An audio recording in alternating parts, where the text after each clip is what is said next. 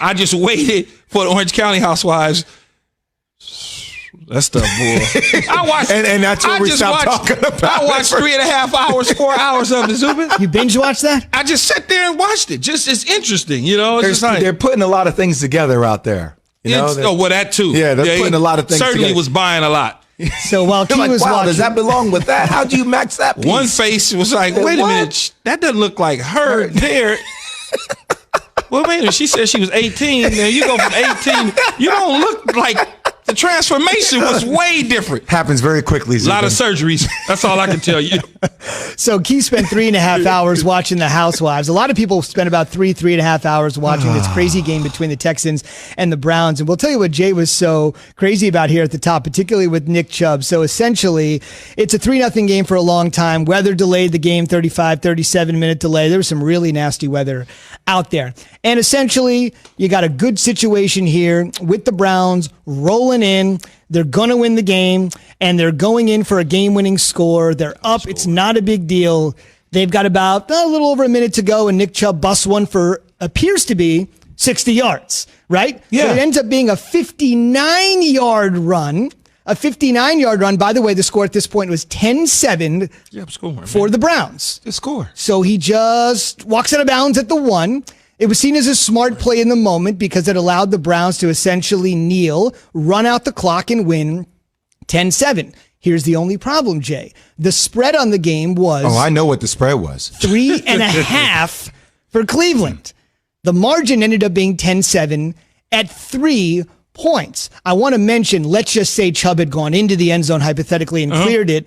It obviously makes the game at minimum, 16-7. That's still a 2-possession game. There's a buck 7 left. Man, I'm scoring. So I'm like, score the ball. There's no way the Texans are scoring twice in 107. I'm not even thinking about the bettors in Vegas and all. Oh, a lot of people were. Don't worry, I was on it. I'm scoring regardless. Right. You know how hard I work for that? But think you about want me to slide. Man, I'm going in. Evan hits us with the text, though, Zubin, and he's like, hey, guys, I'm like, man, I stopped betting on the Browns like in week 4. I'm done. I've been done with the Browns for all, but my friends were mad. Yeah, yesterday. but Jay and I were talking during the break. Do you remember a few weeks ago when Todd Gurley scored that touchdown accidentally for the Falcons, leaving the Lions some time to go down and win the game Yeah, but on the final play? But that's a different situation. I understand, but... Yeah, it's a different situation. You got to know the situation that you're in. Nick Chubb certainly could have scored with no problem at all. That's why I don't understand why Kevin Stefanski and Baker Mayfield told him to go out of bounds. I just don't. Right. Because in that situation, what if you Herm Edwards and you fumble? Now all of a sudden you the New York Giants, and you fumble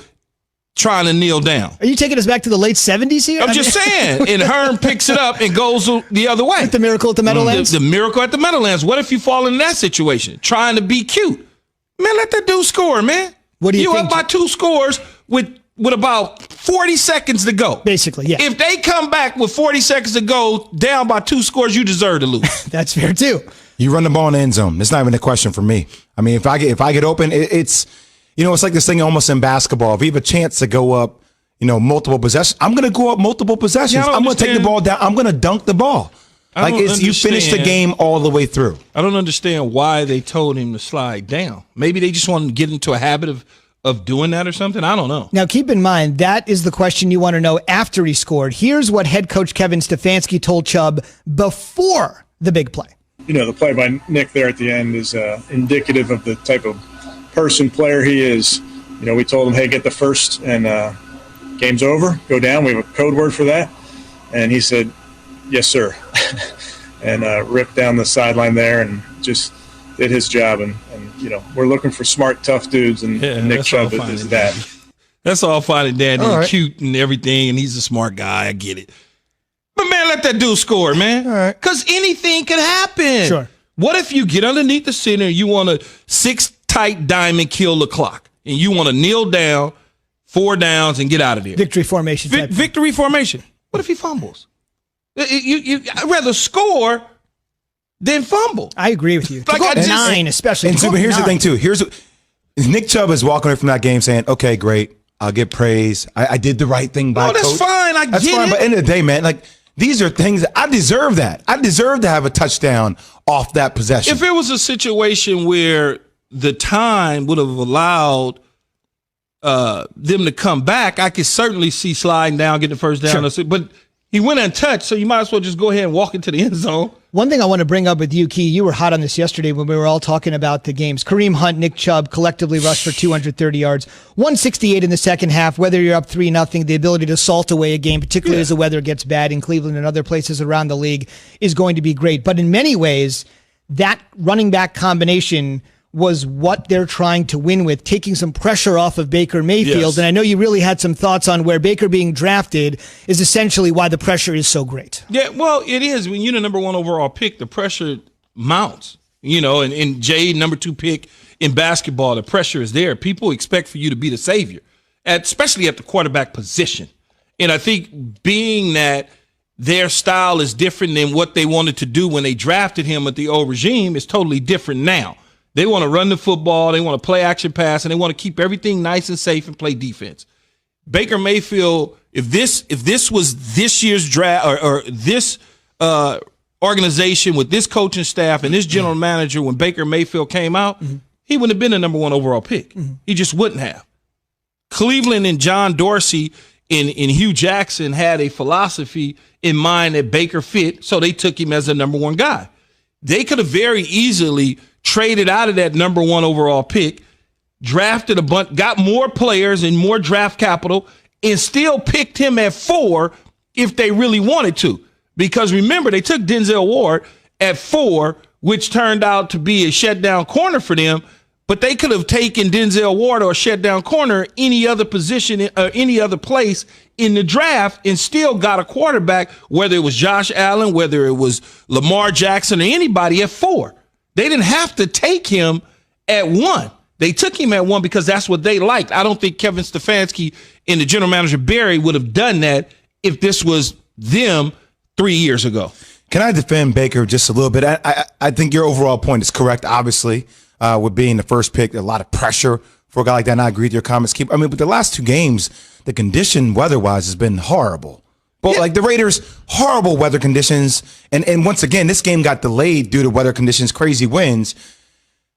Are we getting into a place where now we're even breaking down Baker Mayfield even more in games that they win? Like, is that where we're going with him now? It's not really breaking him down. It's really about the value for Baker Mayfield and the Cleveland Browns, where they selected him as a number 1 I hear you pick. on that. Yeah, that makes sense. But it's just what they're doing.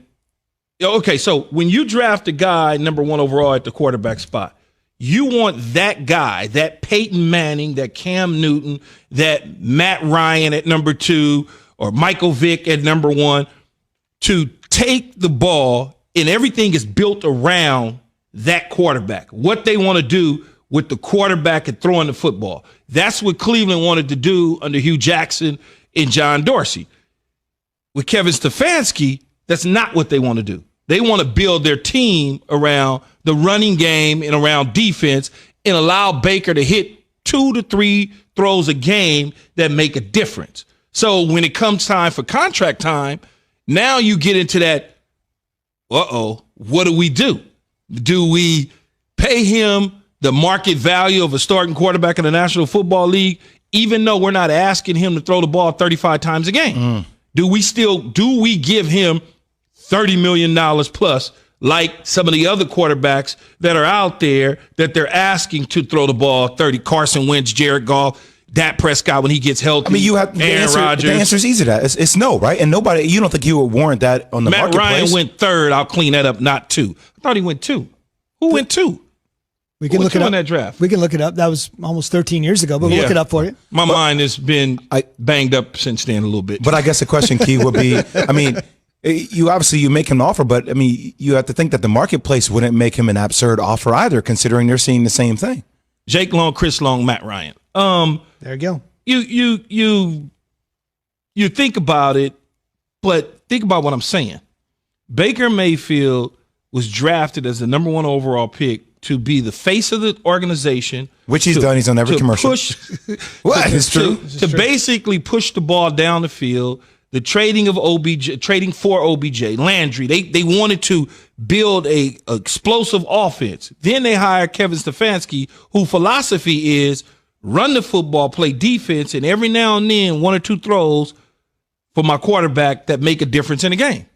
There's no question about it. We should mention, you mentioned Wentz. It's a battle of struggling picks at the top of the draft. Philadelphia with Wentz, obviously, going number 2 overall, looking to find his footing. Baker going number 1 overall in his draft, looking to find his footing. They will meet Sunday in Cleveland, and as Jay said, we can only hope the weather will be a little better than it was. You want to pay $40 million for 12 or 20 for 132 yards? I don't want to pay $40 million for either one of those two that Zubin just mentioned. I like 132 on the ground, not so much in the air. On the way, a tale of 2 days